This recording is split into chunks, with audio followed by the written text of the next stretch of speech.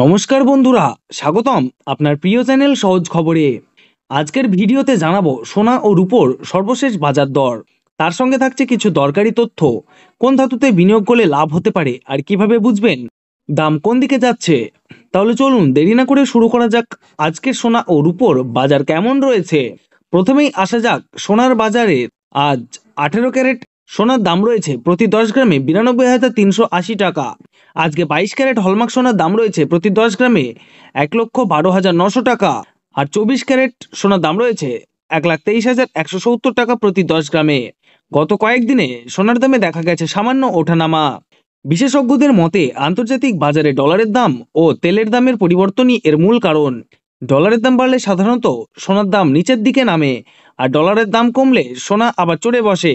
বাজারের অভিজ্ঞরা বলছেন, যারা গয়না কিনতে চাইছেন তাদের জন্য এখনই হতে পারে উপযুক্ত সময়, কারণ দাম স্থিতিশীল পর্যায়ে আছে এবং উৎসবের মৌসুম ঘনিয়ে এলে দাম আবারও বাড়ার সম্ভাবনা প্রবল। সোনার চাহিদা ভারতে সবসময়ই বেশি থাকে। বিয়ে হোক কিংবা উৎসব কিংবা বিনিয়োগ, সব ক্ষেত্রেই সোনা আমাদের জীবনের অংশ। তাই অনেকে সোনাকে শুধু অলংকারই নয় বরং ভবিষ্যতের সঞ্চয় হিসেবেও দেখেন। এবার দেখে নেব রূপোর বাজার কেমন রয়েছে। আজ রূপোর দাম প্রতি কেজিতে রয়েছে প্রায় 1,54,000 টাকা, যা আগের তুলনায় কমেছে সামান্য পরিমাণে।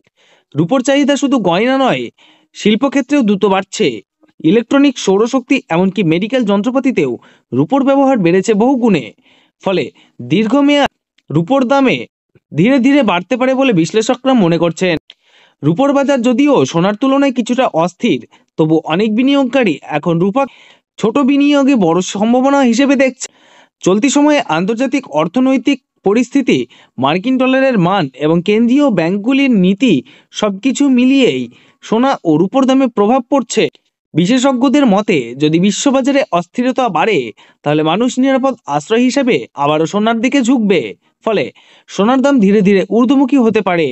অন্যদিকে রূপোর ক্ষেত্রে শিল্পক্ষেত্রে চাহিদা বৃদ্ধি পাচ্ছে, তাই পরবর্তী মাসগুলোতে ধীরে ধীরে দাম বৃদ্ধির সম্ভাবনা রয়েছে।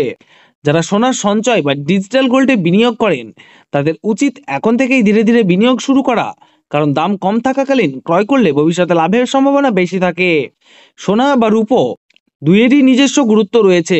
সোনায় বিনিয়োগ মানে স্থায়িত্ব ও নিরাপত্তা, আর রূপো মানে স্বল্প বিনিয়োগে দ্রুত লাভের সম্ভাবনা।